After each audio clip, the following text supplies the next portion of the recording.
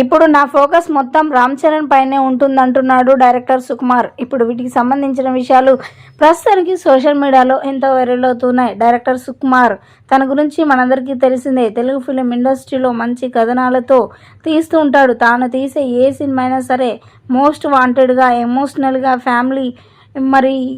ఫ్యామిలీకి సంబంధించిన సినిమాలు తీస్తూ ఉంటాడు. తన సినిమాలు అటర్ ఫ్లాప్ అయినా ఇదని అదని ఏమీ చూడడు. ఖచ్చితంగా సినిమా తీయడం తన యొక్క ధ్యేయం. అయితే మంచి మంచి హీరోలను పెట్టి తీస్తూ ఉంటాడు. అయితే రీసెంట్గా అల్లు అర్జున్తో పుష్ప 2 తీస్తున్న విషయం తెలిసిందే. పుష్ప 1లో అల్లు అర్జున్ ఎంతగా అద్భుతంగా నటింపజేశాడో ఇప్పుడు పుష్ప 2లో కూడా అదే విధంగా అంతకు మించి ఉండబోతున్నాయనే వార్తలు వినిపిస్తున్నాయి. ఇక పుష్ప 2 త్వరలోనే దానికి సంబంధించిన షూటింగ్ అయిపోబోతుంది.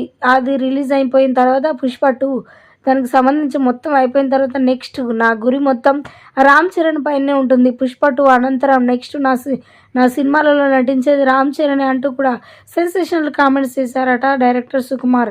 ఆ మాటలు విన్న ప్రతి హీరో కూడా రామ్ చరణ్ అడిగాడో అడగలేదో, రామ్ చరణ్ ఒప్పుకోలేదో తెలియదు, కానీ మొత్తానికైతే నెక్స్ట్ డైరెక్షన్ ఖచ్చితంగా రామ్ చరణ్తోనే తీయాలి అని చెప్పి డైరెక్టర్ సుకుమార్ అనుకున్నట్లుగా తెలుస్తుంది. అది ఇప్పటి నుంచే తనపై ఫోకస్ పెడుతూ ఉన్నాడట. తాను కూడా గేమ్ చేంజర్ మూవీలో బిజీగా ఉన్నాడు.